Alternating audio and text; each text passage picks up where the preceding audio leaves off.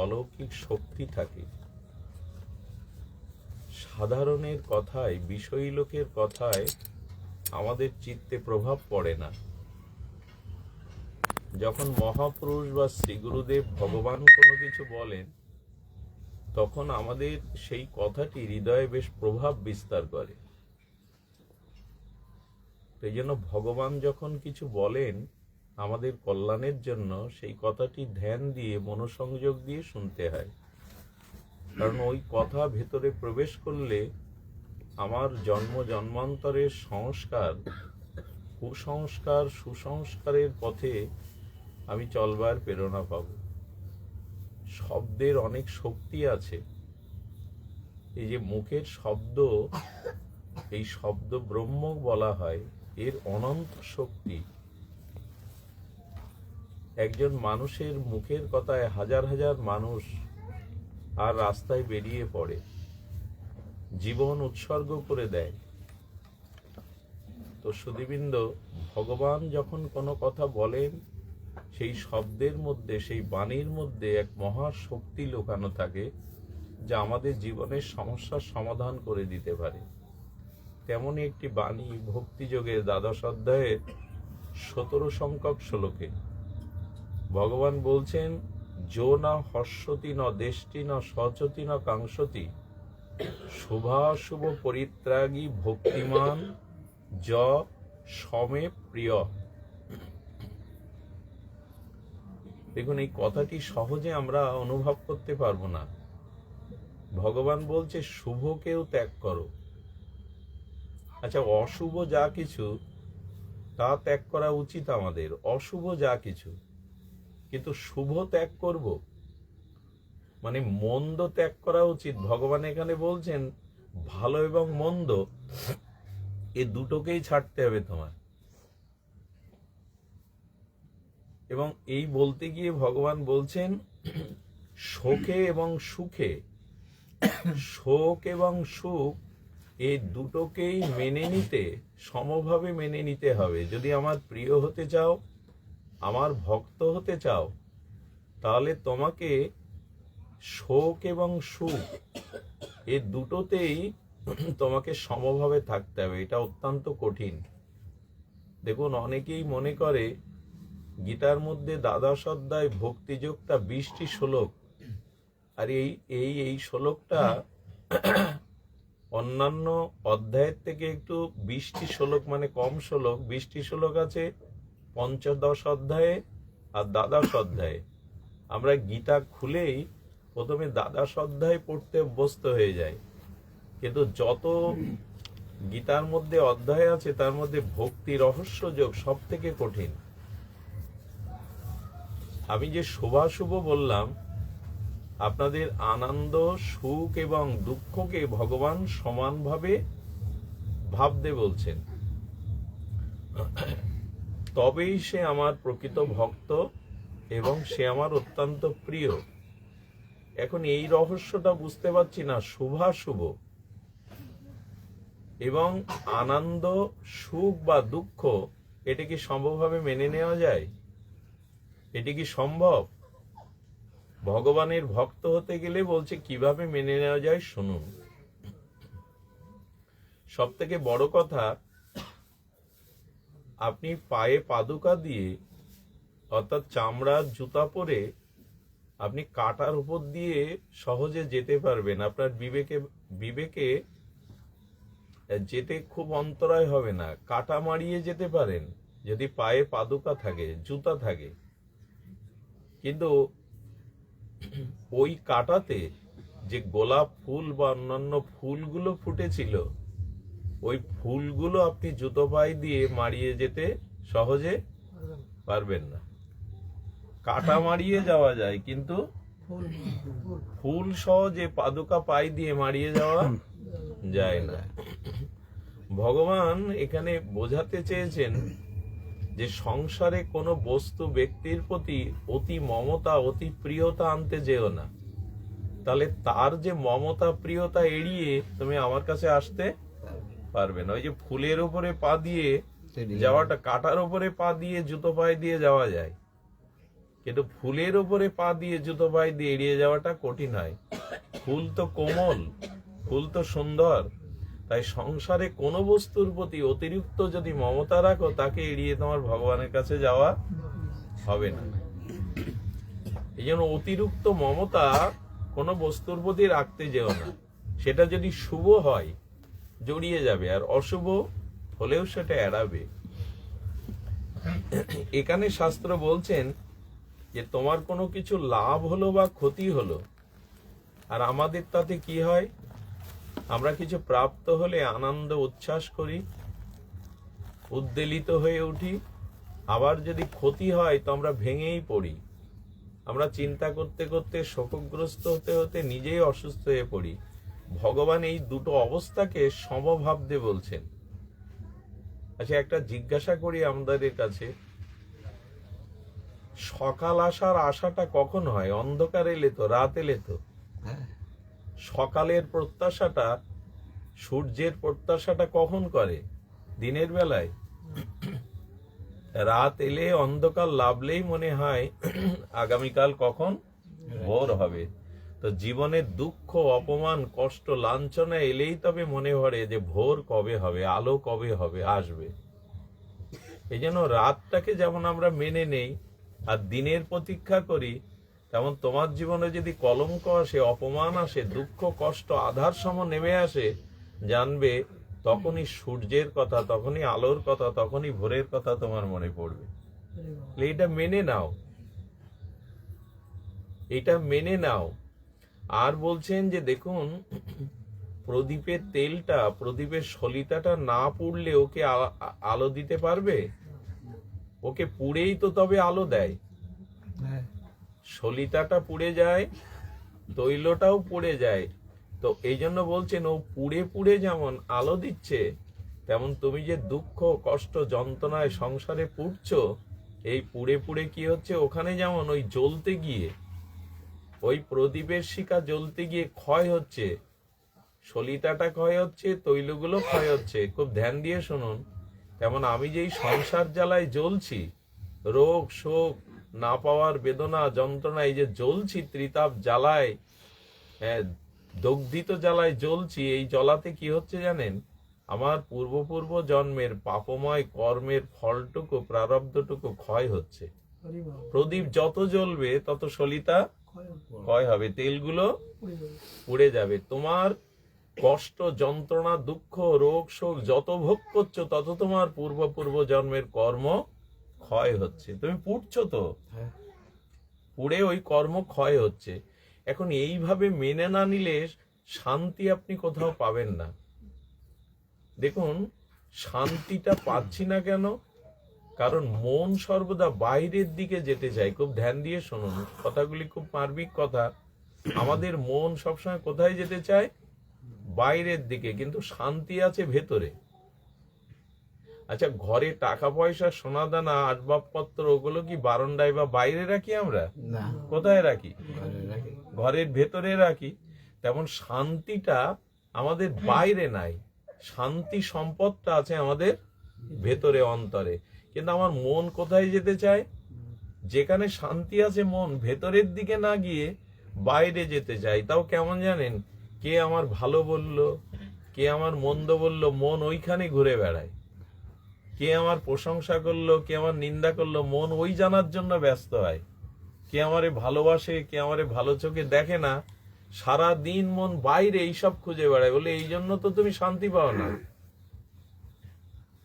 তোমার সম্পদ আছে, চোর কি বারান্দায় ওঠে চুরি করার জন্য? চোর কোথায় যেতে চায়? বারান্দায় টাকা পয়সা সোনা দানা মালিক রাখে? চোর ঘর ভেঙে হোক, দস্যুতা করে হোক, শীত কেটে হোক, ঘরে ওঠে। তেমন বলছে বাইরের দিকে না, শান্তি ভেতরে, তুমি ভেতরে ঢোকো। কিন্তু মন আমাদের ওই আমাকে কি বললো, কে প্রশংসা করলো, কে নিন্দা করলো, সমাজ আমাকে কি চোখে দেখছে, কি রূপ ভাবছে, বলকে এই মনকে ভেতরে আনো। ভেতরে এনে ও দুটোকেই সমান দেখো। রাতটাকেও যেমন তুমি পার করে দাও, সময়টা দিনটাও পার করে দাও, ওই দুটোই সমান দেখতে থাকো। নালে কিন্তু শান্তি পাবেন না। শান্তি পাওয়ার একটা সব থেকে বড় উপায় দেখুন, মনটাকে ভেতরে এনে বোঝাতে হবে যে যে পরিস্থিতিতে আমি আছি এই পরিস্থিতি আমার জন্য ভালো। যে পরিস্থিতিতে ভগবান আমায় রেখেছেন সেই পরিস্থিতি আমার জন্য ভালো। কল্যাণকর। একটা দৃষ্টান্ত দেই, ভালো লাগবে আপনাদের। একবার আমাদের দক্ষিণ ভারতে ভেঙ্কটেশ ভগবানের মন্দিরে গেছেন, সাক্ষাৎ বিষ্ণু, ভক্তির উৎসভূমি দক্ষিণ ভারত। তো ওখানে 3 জন ভগবত প্রাপ্ত সিদ্ধ মহাত্মা গেছেন। কয়জন গেছেন? 3 জন। এবং 3 জন ভগবানকে প্রাপ্ত হয়েছেন, তুকারাম, একনাম আর নরসি মেহতা। এরা 3 জন সিদ্ধ মহাপুরুষ, ভগবান প্রাপ্ত মহাপুরুষ। এরা ভেঙ্কটেশ ভগবানের মন্দিরে গেছে। এই মহাপুরুষ তো ওনারা ভেতরে গিয়ে প্রথমে একনাম এই মহা সাধক গেছেন, গিয়ে ভেঙ্কটেশ ভগবান কৃষ্ণ বিষ্ণুকে বলছে, প্রভু আমার উপর তোমার কত করুণা, কত দয়া, আমাকে এমন একজন স্ত্রী দিয়েছো, সে এত সুলক্ষী, এত সতীসাধ্যী, এত প্রজ্ঞাবতী, আমার জীবনটাকে ভজন সাধনে ভরিয়ে দিয়েছে তোমার পথে। এমন আলোকিত স্ত্রী তুমি আমাকে কৃপা করে দিয়েছো। দেখুন, কোনো পুরুষের জীবনে যদি কোনো সতীসাধ্যী আর সুমনা কোনো রমণী পায়, অর্থাৎ গুণবতী, রূপবতী বলছি না এখানে, যদি গুণবতী কোনো সৎ সতীসাধ্যী আর প্রজ্ঞাবতী কোনো রমণী পায়, সেই পুরুষের জীবন এই পৃথিবীতেই স্বর্গ হয়ে দাঁড়ায়। এবং একটা পুরুষের জীবন এর থেকে বড় পাওয়া আর হতে পারে না। এই জন্য শাস্ত্র বলছেন যে এই গুণবতী সহধর্মিণীকে পেয়ে আর এক নাম এই মহাপুরুষ ভেঙ্কটেশ ভগবানকে বলছেন, ভগবান কত দয়া, ও আমার ধর্ম কাজে ভগবত আরাধনায় সহায়িকা হয়ে, প্রেরণাদায়িনী হয়ে সহধর্মিণী এগিয়ে যাচ্ছে, প্রভু তোমার কত বড় দয়া। এরপরে তুকারাম আসছে, ভগবানকে প্রশংসা করলেন গুণবতী স্ত্রী পেয়েছে বলে। এরপর তুকারাম আসছে, তুকারামের স্ত্রী আবার এর বিপদে, স্বামীকে ধরে ধরে মারে। স্বামীকে ধরে ধরে মারে কেন জানেন? ঘরে বসে হরি হরি করে, রাম রাম করে, কাজ করতে পারে না, কখনো ওই লাঠি সোটা নিয়ে তেড়ে আসে। সাধুদের মিলে ভগবানের কথা বলছে, ওপর থেকে একটু জল ফেলে দেয় হাড়ি করে। এরকম জল ফেললে তখন তুকারাম মাঝে মাঝে বলে, কি করব, আকাশে মেঘ করেছিল, একটু বিদ্যুৎ চমকেছিল, 2 পশলা বৃষ্টি হয়ে গেছে, আপনারা একটু মেনে নেন। যেন বৃষ্টি হয়েছে। এই তুকারামকে নিন্দা, অপবাদ, চেল্লাচেল্লি, ঝগড়াঝাটি করে। সেই তুকারাম ভেঙ্কটেশ মন্দিরে এক নামে যাওয়ার পরে বলছে, ভগবান তোমার দয়ার শেষ নেই, আমার প্রতি যে তোমার কত দয়া, এমন স্ত্রী দিয়েছিলে বলে আমি তোমার ভজনে আসতে পেরেছি। ও যদি ভালো হতো, গুণবতী হতো, ও যদি আমার মনের মতো হতো, তাহলে ওর প্রতি আমার টান, আসক্তি, ভালোবাসার সময় সব চলে যেত। এমন স্ত্রী তুমি দিয়েছো ঘরে, যাতে ওর প্রতি ভালোবাসা টান না গিয়ে তোমার চরণে যায়। ধন্য তুমি ভগবান। বুঝতে পারছেন আমার কথা বলার অভিপ্রায়? বুঝতে পারছেন? আগে একজনের স্ত্রী সে গুণবতী সহধর্মিনী, আর ইনার স্ত্রী সম্পূর্ণ, কিন্তু ইনি ভগবানের কাছে প্রশংসা করছেন যে প্রভু তোমার কি দয়া। কারণ ও ভালো হলে, গুণবতী হলে ওর প্রতি আমার টান, মমতা, আসক্তি এগুলো চলে যেত। সেইটা না এসে এমন কাউকে দিয়েছো যাতে তোমাতে আমি ভক্তি করতে, ওর ভালোবাসাটা তোমায় দিতে পারি। আচ্ছা, একজনের স্ত্রী মনোমতো না, তাই অসুখটা তার জীবনে, তাই অশান্তিটা, না তার মনের দোষ এটা? তুকারাম কি বলছে? যে তুমি কৃপা করে এমন স্ত্রী দিয়েছো যাতে টান, ভালোবাসা, অনুরাগ ওর প্রতি না গিয়ে ওইটুকু তোমার। এভাবে যদি মেনে নিতে পারেন, তো আমার স্ত্রী মনের মতো না, অমুক না, এই দুঃখ কে দেবে আপনাকে? ভালো থাকার উপায় বাইরে না, কি বলেছি, ভেতরে। একজন বলে, গুরুদেব উঠতে বসতে বউ গালি দেয়, দরজাল, যদি বাপের বাড়ি চলে যেত আমি একটু বাঁচতাম, প্রভু শান্তি পেতাম। 1 সপ্তাহ যেতে পারিনি, স্ত্রী চলে গেছে। গুরুদেবের কাছে গিয়ে রয়েছে, গুরুদেব মন বড় খারাপ। ঘরে গেলে তো এখন যাও, কেউ বকতো, সে কথা বলারও তো কেউ নেই। সে বকাবকি করুক আর যা করুক, একজন তো কথা বলতো, সে কথা বলারও কেউ নেই, মনটা খারাপ লাগছে। গুরুদেব শিষ্যদের বললেন, ওর মন খারাপের কারণ কি, ওর স্ত্রী না মন? কোনটা? স্ত্রী। এই শুনছেন ভগবান? ওর ভালো থাকার কারণ ওর স্ত্রী না, এটা ওর মনেরই দোষ। কারণ বলছে এই স্ত্রী যদি চলে যেত প্রভু হাড় জোড়াতো। 7 দিন যেতে পারেনি, ঘরে কেউ নেই, শূন্য শূন্য লাগে। ও যাই কড়া কথা বলতো তো একজন তো কথাও বলতো, তাও নেই, মন কেমন লাগে। এটা বইয়ের দোষ না, এটা মনের দোষ। এই জন্য ভেতরটা, মনটা যদি আপনি নিয়ন্ত্রণ না করতে পারেন, বাইরের কোনো বস্তু দিয়ে আপনি সুখী বা দুঃখী এ দুটো এড়াতে পারবেন না। আচ্ছা, উনি বলছেন প্রভু এমন স্ত্রী দিয়ে আমাকে পরম আনন্দ দিয়েছেন। এরপর নরসি মেহতা আছে। নরসি মেহতা 7 দিন আগে স্ত্রী মারা গেছে। উনি কি বলবেন ভগবান রে? উনি কি বললেন জানেন? খুব মার্মিক এই কথাগুলো। ওনার স্ত্রী মারা গেছে, গিয়ে বলছে ভগবান তোমার কত দয়া, এখন আর কেউ জ্বালাতন করবে না, এটা এনে দাও, ওটা এনে দাও, এই করো তাই করো, দায়িত্ব নেই, এখন সম্পূর্ণ সময়টা আমি তোমাকে দিতে পারবো। একজনের স্ত্রী মনের মতো না, আর একজনের স্ত্রী মনের মতো, আর একজনের স্ত্রী নেই, মারা গেছে। 3 জন ভগবানকে প্রশংসা করছে। আসলে এটা মেনে নেওয়ার কাছে। তেমন ভগবান বললেন, যো না হর্ষতি ন দেষ্টি ন সচতি ন কাংসতি। তুমি যখন সুখের অনেক কিছু পেয়ে যাবে তাতেও আত্মহারা হয়েও না, আর ওগুলো চলে গেলে দুঃখ আসলেও তুমি ভেঙে পড়ো না, আর শোক করো না, আকাঙ্ক্ষা শোক দুটোই করো না, আর শোভা অশুভ পরিত্যাগী। শুভটাকেও জড়িয়ে ধরতে যেও না, অশুভটাকেও জড়িয়ে ধরতে যেও না, তবেই তুমি আমার প্রিয়, তবেই তুমি আমার ভক্ত। আমরা যে দাবি করি ভগবানের ভক্ত, এই জায়গায় আসতে পেরেছি তো? এই জায়গায় আসাটার নামই হলো ভক্তি। এই জায়গায় আসাটার নামই, এ জগৎ আপনার মনের মতো করে কিছু চলবে না। আরেকটা সব থেকে বড় জিনিস কি জানেন? আমার জীবনে অপমান, দুঃখ, কষ্ট, অভাব না পাওয়ার বেদনা, এর জন্য কেউ দায়ী না, আমার কর্মফলই এর জন্য দায়ী। তো সেই কর্মটা ক্ষয় না হলে আমাকে তো বারবার আসতে হবে। ওই কর্মটা ক্ষয় না হলে আমাকে বারবার আসার থেকে দুঃখ, অপমান, লাঞ্ছনা এই দিয়ে আমার কর্মটা ক্ষয় হয়ে যায়। দেখুন কত বড় বুঝ। আপনি আমি কি করতাম? দ্রৌপদীর পঞ্চপুত্রের অশ্বত্থামা রাত্রে ঘুমন্ত অবস্থায় মাথা কেটে নিয়ে গেল দুর্যোধনকে দেখাবে বলে, এই দেখো পঞ্চপাণ্ডবকে কেটে এনেছি। যখন ওই অশ্বত্থামাকে ধরে আনলো অর্জুন এবং তার মাথা ছেদন করার জন্য, আর দ্রৌপদীকে বলল, দ্রৌপদী বলল না, এই দেখুন কাকে বলে, কেন পঞ্চ পাণ্ডবদের দুয়ারে গোবিন্দ পড়ে থাকতেন, রথের সারথি কেন হলেন? পঞ্চ পাণ্ডবদের জন্য না, দ্রৌপদীর গুণের জন্য। দ্রৌপদী তখন বলছেন অর্জুনকে, উনি তোমার গুরু দ্রোণাচার্যের পুত্র, এই তোমার গুরুদেব অস্ত্রগুরু দ্রোণাচার্য অশ্বত্থামাকে, নিজের ছেলেকে নয়, আপনাকে অর্থাৎ অর্জুনকে বলছেন, আপনাকেই উনি অস্ত্রবিদ্যা পুত্রের থেকে বেশি দিয়েছেন। সেই গুরুদেবের পুত্র ক্ষমার অধিকারী, তাকে আপনি বধ করতে পারেন না। কৃষ্ণ তখন বলছেন, আততায়ীকে বধ করা ধর্ম।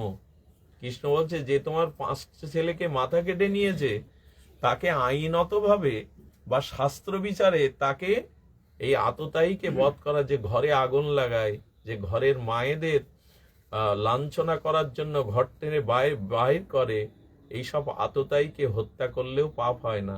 গীতায় বলা আছে 6 রকম আততায়ী আছে, এদের বধ করলে কোনো পাপ হয় না। তো বলছেন ও আততায়ী, শিশু হত্যাকারী। কৃষ্ণ বলছেন, দ্রৌপদী ওর মস্তক ছেদনের এই মুহূর্তে অনুমতি দাও। অর্জুন প্রতিজ্ঞা করেছে। দ্রৌপদী কি বলেছিল জানেন? দ্রৌপদী বলেছিল, আমি পুত্রহারা হয়ে কাঁদছি শোকে, আমি চাই না অন্য কোনো মায়ের কোল খালি হয়ে সেই মায়ের চোখেও জল আসুক।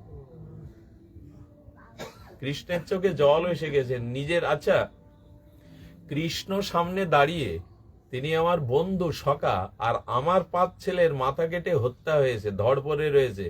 আপনি আমি কৃষ্ণকে কি বলতাম ওই সময়? একবার একটু কল্পনা করুন তো, মনে মনে কল্পনা করুন। কৃষ্ণের পাশে গিয়ে বলতাম, তুমি দেখো না, আমার ছেলেদের বাঁচিয়ে দাও, তুমি তো ভগবান। আমার ছেলেদের তুমি বাঁচিয়ে দাও, তুমি ভগবান। তুমি থাকতে আমার পুত্রের কোল খালি হবে কেন আমার?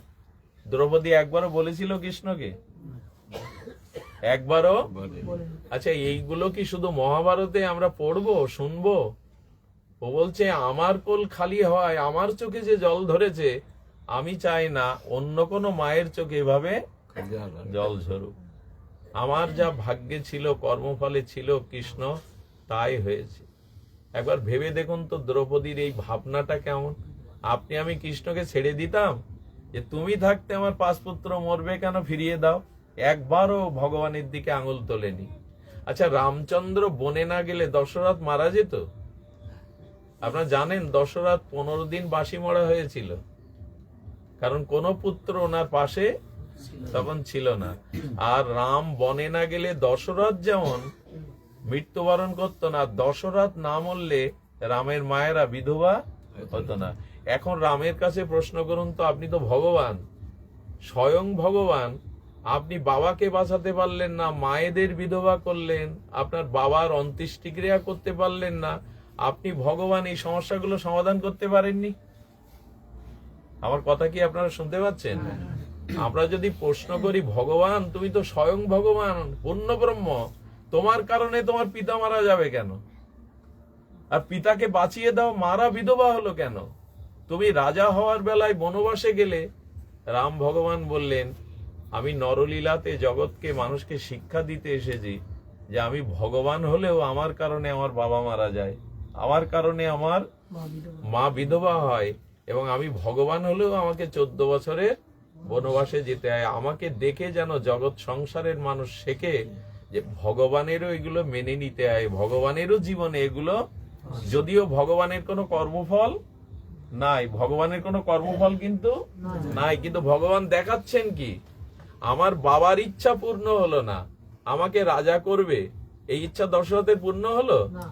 এখন যদি রাম আমাদের কাছে, ভগবান প্রশ্ন করে শ্রীরাম যে আমার বাবা, ভগবানের বাবার ইচ্ছা পূর্ণ হলো না, তো তোমার সব ইচ্ছা সংসারে পূর্ণ হবে?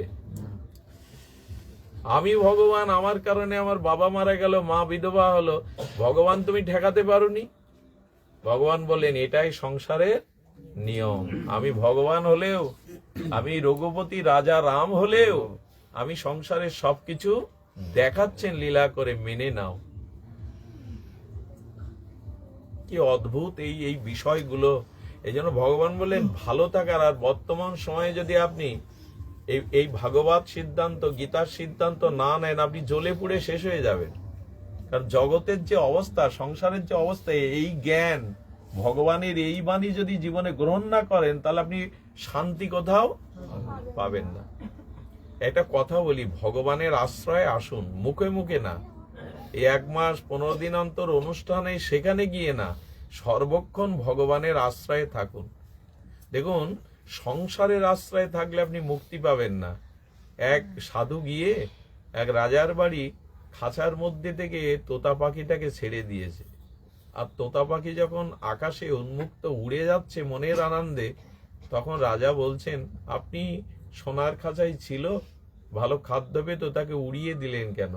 বলে দেখুন, সংসারে অন্য কোনো আশ্রয়ে থাকলে সে মুক্ত হতে পারে না, আনন্দ পেতে পারে না।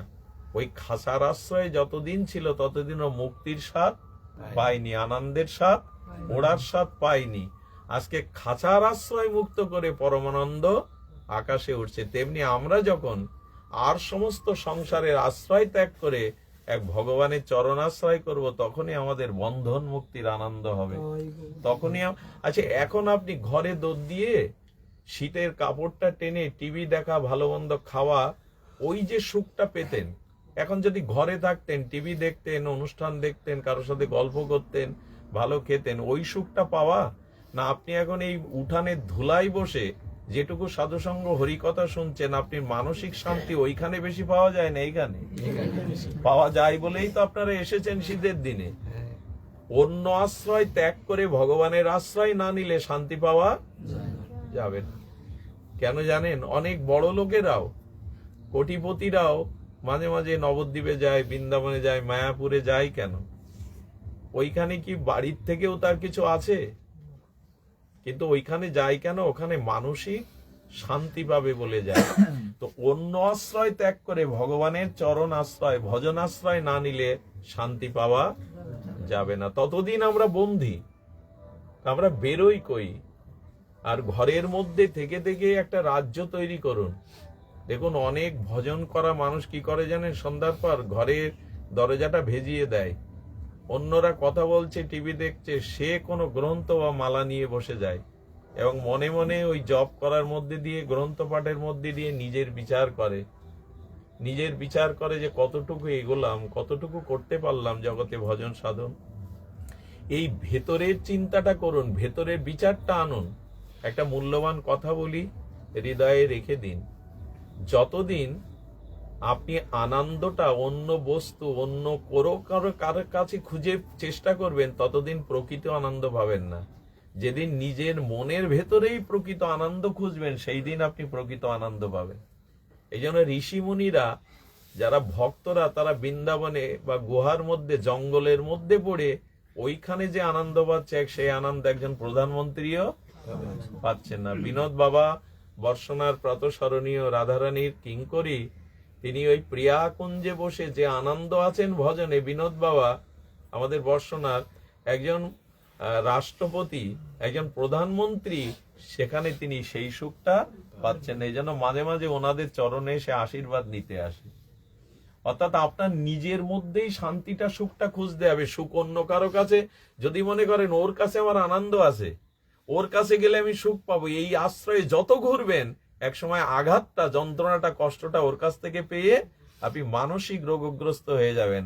আনন্দটা, শান্তিটা আপনাকে দুই জায়গায় খুঁজতে হবে, এক অন্তরে আর এক সাধু সঙ্গে। এর বাইরে কোনো সুখ বা আনন্দ যদি অন্য কোনো বস্তু, অন্য কারো কাছে খুঁজতে যান, ওইখান থেকে আঘাত পেয়ে আপনাকে ফিরে আসতে হবে। সাধুরা বসে বসে ওই অন্তর রাজ্যেই আনন্দে ভরে গেছে তাদের, আর তারা চোখ মেলেও অন্য কিছু দেখতে, আনন্দ পেতে চায় না।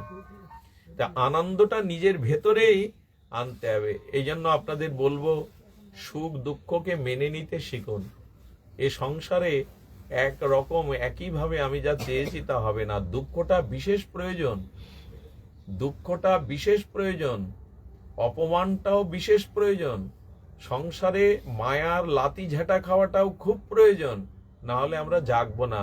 দেখুন, দুঃখ আমাদের জাগাতে আসে। যে মানুষ দুঃখ না পায়, আপনি ঘরে চাউল খেয়ে বাঁচতে পারবেন? চাউল খেয়ে বাঁচতে পারবেন? ওইটা আগুনে পোড়ায় সিদ্ধ করে তবে পেতে হবে আপনাকে। বস্তু সিদ্ধ না হলে আহার করে বেঁচে থাকা যায়? চাল, কাঁচা তরকারি, ওইটা পুড়িয়ে সিদ্ধ করবেন, তারপরে ওটা উপযোগী হবে জীবন ধারণ খাওয়ার। জীবন যত পুড়বে দুঃখ, লঞ্চনা, অপমানে, পরীক্ষায়, তত আপনি ফুটে উঠবেন, ততই আপনার জীবন প্রকাশিত হবে। যার জীবনে দুঃখ, ব্যথা, যন্ত্রণা নেই, সে জাগেনি, সে ঘুমিয়ে পড়েছে, সে জাগেনি। আমার এ ধূপ না পোড়ালে গন্ধ কিছুই নাহি মেলে। যখন থাকি অচেতনে চিত্ত আমার, আঘাত সে যে পরশ তব সেই তো পুরস্কার। রবীন্দ্রনাথ বললেন, ঘুমান্ত মানুষকে জাগাতে গিয়ে একটু আঘাত করতে হয়, তাকে ডাকতে হয়, ধাক্কা দিতে হয়। তেমন অভাব, অনটন, কষ্ট, যন্ত্রণা, এগুলি না আসলে আমরাও জাগবো না। এই মোবাইল গুলো এত বাজে কেন অনুষ্ঠানে? এগুলো যখন বসেন তখন এটা বন্ধ করে রাখতে হয়। অল্প একটু সময়, তাও যদি যন্ত্রণা আসে, তো ধ্যান দিয়ে শুনুন। শান্তিটা পাওয়ার একমাত্র উপায় আপনি মেনে নিন। আপনার জীবনে যা কিছু ঘটছে, দেখুন বিদুর মন্ত্রী ছিলেন কৌরবদের, এবং বিদগ্ধ মন্ত্রী ছিলেন। এই দাসীপুত্র বিদুর মন্ত্রীবন্ধ হলেন। আর একদিন ধৃতরাষ্ট্রকে বলছেন, আপনি তো জন্মান্ধ, আপনার জ্ঞানেরও ঘাটতি আছে, জ্ঞানেও অন্ধ, আপনি দুর্যোধনের লাগাম টেনে ধরুন, দুর্যোধনের লাগাম টেনে ধরুন। দুর্যোধন যেভাবে ওকে মাথায় দিয়ে, মমতা দিয়ে আপনি ওকে প্রশ্রয় দিচ্ছেন, ও কিন্তু একদিন কৌরবদের ধ্বংস করবে, ওর লাগাম টেনে ধরুন। দুর্যোধন পেছনে বলছে, বা কুচক্রী বা, আমার খাবে, আমার মন্ত্রী পদমর্যাদায় সুখ শান্তি পাবে, আর আমার বিরুদ্ধে নিন্দা করছো, যাও, বেরিয়ে যাও, আজ থেকে তোমার মন্ত্রিত্ব নাই। বিদুরকে অপমান করে দুর্যোধন বের করে দিল, দাসীপুত্র বলে। মন্ত্রী করেছি, বড় করেছি, সুখে আছো, এখন সেটা ভালো লাগছে না, না, আমার নিন্দা করছো আমার পিতার কাছে। বিদুরানীকে বলছেন রাজ পোশাক খুলে এসে, বিদুরানী, গোবিন্দের কত বড় কৃপা আমার উপরে, আর ওই মন্ত্রী পদে থেকে, ওই বড় বড় পদে থেকে না ভগবানকে ভজতে পারি, না তোমার সাথে একটু সাধুসঙ্গ করতে পারি, না ভগবানের সেবা পূজা করতে পারি, এখন পূর্ণ সময় এসব দুইজন মিলে ভগবানের আরাধনা, পূজা, উপাসনা, সৎসঙ্গ করি। বিদুর আর তার স্ত্রী ভোরে উঠতেন, গঙ্গায় স্নান করতেন, এসে তিলকমালা নিয়ে জপান্নিক করতেন, আর তারপরে সকালে ভগবানকে একটু ভোগ লাগিয়ে প্রসাদ পেতেন, আবার বিদুর কোনো কর্মে যেতেন, আবার দুপুরে ভোগ লাগিয়ে প্রসাদ পেতেন, সন্ধ্যাবেলা তারা কৃষ্ণ কথা স্বামী স্ত্রী মিলে আলোচনা করতেন, আর বলতেন নিশ্চয়ই দেখো একদিন আমাদের গোবিন্দ আমাদের কুড়ে ঘরে আসবেই, আমাদের কৃপা করবে। দেখুন, যে ঘরে স্বামী স্ত্রী ঘরে সময় কাটায়, অর্থাৎ ভগবত কথা বলে সময় কাটায়, সে স্বামী স্ত্রীর জীবন অনেক উন্নত, অনেক শান্তিময়। আমরা কি করি? যাবতীয় রাজ্যের কথা তাই তো আলোচনা করি, কিন্তু আজ বিদুর সকাল থেকে যখনই সময় পেতেন তার স্ত্রীর সাথে ভগবানের গুণগাথা, পূজা অর্চনা একই সাথে করতেন। কোন ঘরে দেখবেন আরতিতে স্বামী স্ত্রী যদি একই সাথে যোগ দেয়, স্বামী হয়তো কাঁসার ঘন্টা বাজাচ্ছে, স্ত্রী হয়তো আরতি করছে, অথবা স্ত্রী হয়তো করতাল বাজাচ্ছে, স্বামী, এই দৃশ্যগুলো দেখবেন। এতে মনের, আমরা বড্ড বাইরে দেখাতে চাই, কিন্তু ঘরেই এই জিনিসগুলো দরকার। যারা রাত্রে শয়নে স্ত্রীর সাথে অন্তত 1 ঘন্টা হরিকথা, ভগবত কথা আলোচনা করে, তাদের দাম্পত্য জীবন বিশ্বাসে ভরে ওঠে। তাদের দাম্পত্য জীবনের মধ্যে আর ওই আলাপ আলোচনার দ্বারা যদি পরবর্তীতে তাদের বংশে কোনো সন্তান আসে, তারা হরিভক্ত পরায়ণ হয়। ওই যে স্বামী স্ত্রী বসে হরিকথা বলে, এর মাধ্যমে তাদের গর্ভে পরবর্তীতে ওই মায়েদের গর্ভে যে সন্তান আসে, তারাও ভগবত পরায়ণ হয়। কিন্তু আমাদের কি হয়, ওই শাশুড়ি বৌমার সমস্যা, পাড়ায় কে কি তার বললো, এইসব আলোচনা করেই আমরা কাটিয়ে দিই। বিদুরানীকে পেয়ে বিদুর সারাদিন এই উপাসনা করতেন, অর্চন করতেন। আর আপনাদের মনে আছে তার ফল কি হলো? যেদিন হস্তিনাপুরে ভগবান কৃষ্ণ আসবে দুর্যোধনের আহ্বানে, সেদিন বিদুরানীকে বলেছিল, গো আমাদের কি এত আশা করা উচিত? কৃষ্ণ তো আজ রাজ অতিথি হয়ে দুর্যোধনের রাজপ্রাসাদে আসছে, আমাদের কুড়ে ঘরে কি তিনি পাত ধুলো দেবেন? স্ত্রীর হাত ধরে কাঁদছে, আর বিদুর বলছে, ভগবান তো অন্তর্যামী, সে তো আমাদের অন্তরের ভাষা বোঝে, বলো না এই কুড়ে ঘরে কি তার পাত ধুলো পড়বে? ওই সময় নিমন্ত্রণটা কৃষ্ণের অন্তরে চলে গিয়েছিল, ওই সময়। এবং কৃষ্ণ যখন দুর্যোধনের কাছে এলেন, তখন দুর্যোধন ব্রাহ্মণ রেখেছিল টাকা দিয়ে, যে কৃষ্ণ রথ থেকে নামবে, আর এই সমস্ত তরুণ গেটের পাশে বসে তোমরা বাসুদেবায় নমঃ, কৃষ্ণায় নমঃ এই বলে ফুল ছড়াবে। কৃষ্ণ রথ থেকে নেবে, ওদের ওই বাসুদেবায় নমঃ, কৃষ্ণই নমঃ এই বলছে, আর কানে আঙুল দিয়েছে। টিকাকার লিখছেন, গোবিন্দ আঙুল দিল কেন? বলে যারা কপটতা করে ভগবানকে ডাকে, তাদের ডাক গোবিন্দ শুনতে চান না। মানে মনে এক ভাব, কপটতা করে ভগবানকে ডাকে, সরল হয়ে ভগবানকে ডাকতে হয়। পদে কি বলা আছে? গাও গাও সবে গৌরাঙ্গের গুণ, সরল করিয়া মন। কি বলেছে? গাইতে হবে সরল করে। দেখুন, একটা ছোট্ট শিশু বাড়িতে যদি হাসে, অনেকের মন খারাপ লোকদের, বড়দেরও মন ভালো হয়ে যায় না শিশু হাসলে? বাড়িতে সারাদিন ওই চাপ যন্ত্রণা এসে যদি শিশুর হাসি দেখে, মন ভালো হয় কিনা? আর রাত 12টায় বা 1টায় যদি শিশু যন্ত্রণায় কাঁদে, তখন ঘুমায় বাড়ির কারো? সেও কষ্ট পেতে থাকে। আচ্ছা, ওই শিশু যখন 70 বছর 75 বছর বুড়ো হয়ে ওই একই ব্যক্তি যখন হাসে, তখন আনন্দ হয় তো? লোকের দুঃখ ভুলে যায় তো? ব্যক্তি তো একই, মুখটা তো এক। ওই শিশুর মধ্যে যে সরলতা ছিল, বৃদ্ধের মধ্যে সেই সরলতা নাই। আচ্ছা, ছোট কুকুরের বাচ্চাকে দেখলে কেমন হয়? সদ্য যারা জন্মেছে, ফুটফুটে সুন্দর মনে হয় না? কিন্তু বড় বেলার কুকুরগুলো এরকম মনে হয়, দেখলে তো ভয় হয়। তার মানে যেখানে সরলতা আছে সেটাই সুন্দর। কপটতাটা কখনো সুন্দর হতে, তাই লোক দেখানো ভগবত ভজনটা ভগবানের কাছে পৌঁছায় না। সরল করে ভগবানকে ডাকুন, ওই ডাক পৌঁছাবে। ওরা সব টাকা দিয়ে লোক রেখেছে বাসুদেবায় নমঃ, যাতে কৃষ্ণ খুশি হয়, ফুল ছড়ায়। কৃষ্ণ কানে আঙুল দিয়েছে। আঙুল দিয়েছে কেন? যে না, কপটতার ডাক উনি শুনবেন না। এরপরে কৃষ্ণ যখন গেলেন দুর্যোধন সম্পর্কে বেয়াই হতেন। কৃষ্ণের একটি সন্তানের নাম শাম্ব, আর এই শাম্ব বিয়ে করেছিল দুর্যোধনের কন্যা লক্ষণাকে, এজন্য সম্পর্কে বেয়াইও হয়। ভগবান যখন গেছেন তখন দুর্যোধন বলছেন আপনার জন্য যাদব সিংহাসন, রাজ সিংহাসন প্রস্তুত, আর সিংহাসনে বসুন। কৃষ্ণ তখন মৃদু হেসে বললেন, সিংহাসনের উপরে যদি কাঁটা থাকে সেই কাঁটার উপরে আমি বসতে পারি না। বলে আপনি কাঁটা দেখলেন কোথায়? বলেন অহংকার কাঁটা, অহংকার যেখানে আছে সেখানে আমি বসি নাই। দেখুন, তারপর বলছেন তো আপনি একটু 56 ব্যঞ্জন, হ্যাঁ কত খাদ্য আপনার জন্য রান্না করা হয়েছে, উত্তম উপাদেয় বস্তু, আপনি একটু গ্রহণ করুন। শ্রীকৃষ্ণ তখন উত্তর দিলেন, দুর্যোধন, সেবা সেখানেই করা যায় যেখানে দুটো ভাব থাকে। এক যিনি সেবা নেবেন তার ক্ষুধা চাই, আর যিনি সেবা দেবেন তার সেবা দেওয়ার মনোভাব চাই, সেবা দেওয়ার ভাব, আর যিনি পাবেন তারও ক্ষুধা চাই। তো এখানে দুটোই নেই, তোমারও যেমন সেবার ভাব নেই আর আমার ক্ষুধাও নেই। তখন বলছেন তা আপনি আজকে রাতটা আমার রাজপ্রাসাদে থেকে যান, এটা তো আমার রাজপ্রাসাদ, আমি আলোক দিয়ে সাজিয়েছি। তখন কৃষ্ণ হঠাৎ বললেন, আমার এক জায়গায় নিমন্ত্রণ, আজকে আমার এক জায়গায় প্রসাদ পাওয়ার নিমন্ত্রণ, থাকার নিমন্ত্রণ। বললো কোথায়? বলে এই হস্তিনাপুরেই। বলে কে আপনাকে নিমন্ত্রণ করলো? আমি তো আহ্বান করেছি। অনেক দূরে বিদুর চোখের জল ফেলছিল দাঁড়িয়ে দাঁড়িয়ে, ভগবান এসছেন আর দেখবে না?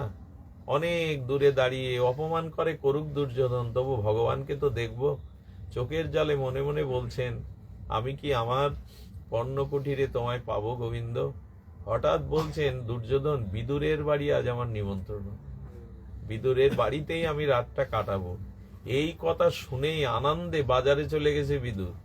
ভগবান যাবে, ঘরে তো কিছু নেই, একটু ননি ক্ষীর কিনে আনি বাজার থেকে দৌড়ে। এই ফাঁকে গোবিন্দ বিদুরের কুঠিরে গিয়ে বিদুরানীকে বারবার বলেছিল, বিদুরানী বড় ক্ষুধা পেয়েছে, দাও না কিছু খেতে, দাও না। 20 বার বলেছে। টিকাকার বলছে 20 বার গোবিন্দ বলেছে বিদুরানী বড় ক্ষুধা লেগেছে। বিদুরানী লজ্জায় পড়ে গেছে। বিদুর গৃহে নাই, আর ঘরে তো তেমন কিছুই নাই খুদ ছাড়া। কদলি বাগানের পাশে থাকতেন, তো কলা গাছের বাগানের পাশে গিয়ে দেখে এক কাঁদিতে এক ছড়া কলা পেয়ে, এটাও ভগবানের ইচ্ছা। আর উনি আবেশে সেই কলা ফেলে দিয়ে খোসাটাই খাইয়েছিলেন। আর এই দৃশ্য দেখে বিদুর স্ত্রীকে ধাক্কা দিল, ওগো করছো কি? রাজপ্রাসাদ ত্যাগ করে, রাজ 56 ব্যঞ্জন ত্যাগ করে আজ এই গরিবের কুঠিরে এসেছে কাঙালের, তুমি কলা ফেলে দিয়ে খোসা খাওয়াচ্ছ। তাড়াতাড়ি খোসাটা কেড়ে নিয়ে বাজার থেকে যে ননি ক্ষীর এনেছিল ওইটাই তুলে দিলে। গোবিন্দের বদনটা কিছুটা মলিন হয়ে বলল, বিদুর, আমি একটু আগে যে স্বাদ পাচ্ছিলাম ওই কলার খোসার মধ্যে, এমন স্বাদ আমি আর কখনো পাইনি। তুমি কেন সেই আস্বাদন থেকে আমায় বঞ্চিত করলে বিদুর? তোমার এই ক্ষীর ননির থেকে যে কলা খোসার মধ্যে এমন আস্বাদন ছিল। দেখুন, এখানে আপনারা যারা আছেন, আমি যদি কলা ফেলে দিয়ে আপনাদের খোসা দেই, আপনারা একজনও কেউ স্বীকার করবেন না, পাবেন না। কিন্তু গোবিন্দ পাচ্ছেন আর বললেন, বিদুর, আমি তো বস্তু গ্রহণ করি না, আমি ভাব গ্রহণ করি। ওই কলার খোসার মধ্যে বিদুরানীর যে ভাব ছিল, প্রেম ছিল, সেটা তোমার এই ক্ষীরের মধ্যে নাই। দেখুন, এই জন্য আমি যেটা বলতে চেয়েছিলাম যে সেটা হলো, সংসারে অভাব থাক, অনটন থাক, কিন্তু ভজন থাক, ভগবান থাক, তাহলে শান্তি বজায় থাকবে। যে পরিস্থিতি সংসারে আসুক ওটা মেনে নিতে শিখুন। আমরা পারি না, আমি যে বলছি আমি পারি তা তো নয়, তবে চেষ্টা করতে হবে। তবে এইটুকু বলতে পারি, ঠিকমতো হরিনাম করলে, আপনার বিচার বিবেক যদি জন্মায়, আপনি যদি সাধুসঙ্গ হরিকথা শোনেন, তবে আগের থেকেই বিপদ আপদে মন আপনার শান্ত থাকবেই। যারা এগুলো জানে, মনে প্রাণে বিচার করে, তারা আগের থেকেও নিজেকে শান্ত করতে পারবে। যা কিছু হচ্ছে হোক, আমার তো কিছু করার নেই। আচ্ছা, একটা বাড়ি আপনি জোর করে ভেঙে দিলে আপনার নামে কেস হবে না?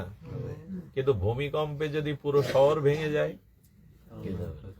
ওই সময় কেউ কারোর নামে কেস করে, দোষ দেয়? আপনার গাছের একটা ডাল আমি যদি কেটে নেই, তাই না, ডাল কাটলে আপনি সেটা মেনে নেবেন, কিন্তু ঝড়ে যদি গাছ উড়ে যায়, সেটা মেনে নেবে। তো দেখুন কিছু জিনিস আছে মেনে নেওয়া ছাড়া শান্তি পাওয়া। কাঁধ যদি উড়েই যায়, ঘর যদি ঝড়ে ভেঙেই যায়, কাঁধ দোষ দেবেন আপনি? তেমনি আমার জীবনে যে ঝড় বইছে, মনে করুন এটা আমারই তৈরি করা, আমারই কর্মফল। কারো দোষ যেন তখন না দেয়। ভূমিকম্পে ভেঙে পড়লে দোষটা কাঁধ দেবেন আপনি? এই জন্য আমার জীবনে যা ঘটছে তা আমার কর্মফলের কারণে। আমি এক কর্মই আমাকে নির্ণয় করে দেয় আমি কোথায় জন্মাবো, কেমন কতটুকু পাবো। কিন্তু ওই কর্ম বা ভাগ্যে নিয়ে বসে থাকবেন না। নূতন করে ভগবত ভজন করুন, নূতন করে ভগবানের চরণে আশ্রয় নিন, তাহলে নূতন কর্মটা যোগ হয়ে ওই প্রারব্ধটা না। দেখুন, ভজন করলে দুঃখ আসবে না, খবরদার ভাববেন না। ভগবানের পথে এলে, ভজন করলে, সাধু এলে দুঃখ কষ্ট আরো বেশি আসবে, পরীক্ষা আরো বেশি আসবে। কিন্তু একজন অভক্ত আর একজন ভক্তের, একজন বিষয়ী একজন ভগবত প্রেমিকের দুঃখটা কি হয়, পার্থক্য আছে। পার্থক্য আছে যারা কর্মকারের কাজ করে, ওই যে দা বটি তৈরি করে, ওরা গরম যতটা ধরতে পারে আপনার আমার হাত পারবে অতটা ধরতে না। কারণ ওই গরমটা ধরতে ধরতে তাদের হাত এমন শক্ত হয়ে গেছে যে অল্প গরমে ওদের আর হাতে কিছু লাগে না। দেখুন, ওরা গরম জিনিস ধরতে পারে, আমরা পড়তে কিন্তু আমাদের হাত পুড়িয়ে ফেলবো। তেমন ভক্ত যারা, ভজন করে যারা, তাদের ওই দুঃখ বিপদ কষ্ট সহ্য করার মতো একটা শক্তি ভজন থেকে, ভগবানের থেকে পায়। এই যেমন গরম ধরতে ধরতে ওদের হাতটা শক্ত হয়ে যায়, তেমন ভজন করতে করতে দুঃখ কষ্ট যন্ত্রণাটাও এর মধ্যে এসে যায়। হরিদাস ঠাকুরকে একবার কারাগারে পুরেছিল কাজী। কারাগারে গিয়ে হরিদাস ঠাকুর বলছে ভালোই হলো, এখানে আর কেউ জ্বালাতন করবে না, ভগবানের নাম করতে। যারা কয়েদি ছিল তাদের বলল তোমাদেরও ভাগ্য ভালো, বলে আমরা কারাগারে পড়ে আছি, ভাগ্য ভালো বলছেন? বলে দেখো, এইখানেই বসে ভগবানকেই নিত্য নিরন্তর ভজন করো, তবে কারাগারের মুক্তি না দিলে, ভগবান ভজন করলে জগৎ সংসার থেকে, জন্ম মৃত্যু থেকে গোবিন্দ তোমাদের মুক্তি দেবেন। এইখানে বসে ভজন করো। আচ্ছা, আপনি চিন্তা করুন তো, ভগবানের পিতা অর্থাৎ ভগবান শ্রীকৃষ্ণ কোথায় এসেছিলেন? কংসের কারাগারে। কথাটি ভালো করে শুনুন, জগতের প্রতি যিনি, জগদীশ্বর যিনি, তার জন্মস্থান কি কারাগারে হওয়া উচিত? একটু কথা বলুন, হওয়া উচিত? রাজপ্রাসাদে হওয়া উচিত। কিন্তু গোবিন্দ ওখানে হাসতে শুরু করলেন। ভগবান বলছেন কোন জায়গাকে আমি আমার বাইরে মনে করি না, কারাগারে জন্মেও ভগবান। আচ্ছা, এইটা একটা দেখুন না, ভগবান মেনে নিচ্ছে। আচ্ছা, তারপরে দেখুন, কংসের কারাগারে দেবকী বসুদেবকে বন্দি করে রাখলো, কারাগারে রাখলো, হাতে পায়ে শিকল দিয়ে রাখলো। আপনি আমি হলে কি বলতাম? ওরা কি বললো জানেন? ভগবান, কংস আমাদের হাত পা বেঁধেছে কিন্তু মন বাঁধতে পারেনি, আর এই জানি এই মন দিয়েই কারাগারে দুঃখের মধ্যে তোমাকে ডাকলে তোমাকে পাবো। কেন আমরা কি বলি, সংসারে এত জ্বালা, এত যন্ত্রণা, এত দায়িত্ব, আর ঠাকুরকে ডাকার সময় পায় না। কিন্তু ওরা দেখুন, মনকেও কিন্তু আপনাকে বাঁধিনি। আপনার হাত পা আমি বেঁধে রাখতে পারি, আপনার মন কি করে বাঁধবো? ভগবান বললেন যে পরিস্থিতিতেই থাকো আমার বাবা মার দিকে তাকাও। ওই কংসার কারাগারে বন্দি অবস্থায় মন দিয়ে তারা আমাকে ডাকলো, এবং ভগবান বললেন যেখানে ডাকছে আমি বাধ্য হয়েছি ভক্তের ওইবানে সেখানে যেতে। তোমরা কারাগারে থাকতে পারো, হাত পা বাঁধা থাকতে পারো, আমার কাছে না আসতে পারো, কিন্তু যে আমাকে প্রাণ দিয়ে ডাকে আমি তাদের কাছেই যাই। একবারও বলবেন না আমার সংসারে বাধা, আমার সংসারে নানান সমস্যা, আমি কখন ভগবানকে ডাকবো। আরে দেবকী বসুদেবকে দেখুন, কারাগারে হাত পা বাঁধা অবস্থায় তারা বলছে মন তো বাঁধতে পারিনি কংস, মন দিয়েই তোমাকে ডাকবো। তো সংসারে আপনার মন তো কেউ কেড়ে নেয়নি, মন তো কেউ বেঁধে রাখেনি, আপনি মন দিয়েই ভগবানকে ডাকুন। দোষ আমাদের, দোষ আমাদের। রাজা জনক তার গুরুদেবকে বলছেন, গুরুদেব মায়ার স্বরূপ কেমন, মায়ার পরিভাষা কেমন? তো তখন তার গুরুদেব অষ্টবক্র মুনি কি করেছে জানেন? একটা গাছের ডাল ধরে ঝুলে পড়েছে, আর শুনিয়ে শুনিয়ে বলছেন রাজা জনককে, ওগো আপনারা কে কোথায় আছেন, আমাকে গাছ ধরে রেখেছে, আমাকে ছাড়িয়ে নিন, আমাকে ছাড়িয়ে নিন। এখন রাজা জনক বলছে গুরুদেবের মুখের মধ্যে কোনো কথা বলা উচিত নয়, আসলে গাছ তো ওনাকে ধরে রাখিনি, উনি তো গাছ ধরে রেখেছেন, কিন্তু গুরুদেবও ছাড়ছে না ডাল। বারবার বলছে ওগো গাছ আমাকে ধরে রেখেছে, আমাকে ছাড়িয়ে নাও। শেষে রাজা জনক হাত জোড় করে বললেন, প্রভু দৃষ্টতা ক্ষমা করবেন, আসলে গাছ তো ধরে রাখিনি, আপনিই তো গাছটাকে ধরে ঝুলছেন, আপনি ছেড়ে দিলে হয়। তখনই বললেন, রাজা মায়াও তাই, মায়া আমাদেরকে বাঁধেনি, আমরাই মায়াকে জড়িয়ে ধরেছি। মায়ার দোষ দেই আমরা, মায়া আমাকে বেঁধে রেখেছে, আর আমরাই মায়াকে আগড়ে ধরে দোষ দিচ্ছি মায়া, যে মায়া আমাকে কিছু করতে দেয় না। তাই অনুরোধ করব, যে যে অবস্থায় আছেন, সুখে বা দুঃখে, রোগে বা শোকে, সব ভগবানের ইচ্ছা মনে করে, নিজের কর্মফল মনে করে শান্তিতে থাকার চেষ্টা করুন। আর শান্তি বাহিরে টাকা পয়সা ধন দৌলত খাওয়া দাওয়ার মধ্যে নাই, প্রকৃত শান্তি আছে হৃদয়ে। আর সেই শান্তি পেতে গেলে ভগবানের ভজন ছাড়া, সাধুমুখে হরিকথা ছাড়া ওই শান্তি দুনিয়ার আর কোথাও পাওয়া যাবে না। এই জন্য মাঝে মাঝে আমাদের ভালো লাগে, শালিকাডাঙ্গা থেকে ওরা কত কষ্ট করে শীতের দিনে চলে যায়, আপনারাও কত দূর দূরান্ত থেকে এসছেন, সময়টাকে বৃথা ব্যয় করবেন না। এখন চায়ের দোকানে, মোড়ের মাথায় বন্ধু বান্ধবদের সাথে সময়টা কাটালে সময়টা চলেও যেত। যেখানে সঙ্গ হবে, আজকাল আর একটা যন্ত্রণা, আমাকে তো নিমন্ত্রণ করিনি, আমাকে তো বলিনি। কোনো ভাগবত অনুষ্ঠানে নিমন্ত্রণের অপেক্ষা রাখবেন না। আর যাদের অনুষ্ঠান হয় তাদেরও উচিত সবাইকে একটু নিজ মুখে বলা, সামর্থ্য অনুযায়ী, যতটুকু সামর্থ্য ততটুকু আহ্বান করতে হয়। আর ভগবত যেখানে হয় সেখানে আপনারা যাবেন। আমি একটা জিনিস আপনাদের দৃঢ় করে বলতে পারি, আমি আমার ক্ষুদ্র জীবন দিয়ে দেখেছি, এই প্রতিদিন যদি পাঠ না থাকতো, আমার মতো বিল্বমঙ্গল এতদিন নরকের পথে যাত্রী হয়ে যেত, ধ্বংস হয়ে যেত। যদি এই রাতের সময়টা আমরা কাজে না লাগাতাম হরিভজনে, অন্য কাজে যদি অবসরের কারণ একটা জিনিস, যখন রাতের বেলায় মানুষের ভোগের চিন্তাটা বাড়ে, কামনার চিন্তা, ভোগের চিন্তাটা, এবং তাস খেলা, নেশা বা জুয়া, আড্ডা, পতিতালা, এগুলো মানুষ কখন যায়? রাতেই বেশি যায়। রাতেই, দিনের বেলা আমরা সবাই সাধু সেজে থাকি যেন লোক আমাকে বুঝতে না পারে, রাতেই ভোগ বাসনাগুলো বাড়ে বেশি। তাই যে রাতটা কাজে লাগায় ভজনে, সে উদ্ধার হয়ে যাবেই, সেই মায়ার কবল হতে নিষ্কৃতি পাবে, রাতটাকে যে কাজে লাগায়। আর তারাই ভাগ্যবান যারা প্রতিদিন কিছু কিছু হরিকথা, কিছু গ্রন্থ, এইগুলো সঙ্গ দেন। রাত তাদের নিয়ন্ত্রণ করে দেবে, রাত তাদের আর পতনের দিকে, অন্ধকারের দিকে নিয়ে যাবে না। এই জন্য সাধকরা রাতে বসে বসে বেশি ভজন করে, যাতে ভোগ বাসনাগুলো না জাগে, অপরাধগুলো রাতেই মাথার ভিতরে বেশি আসে।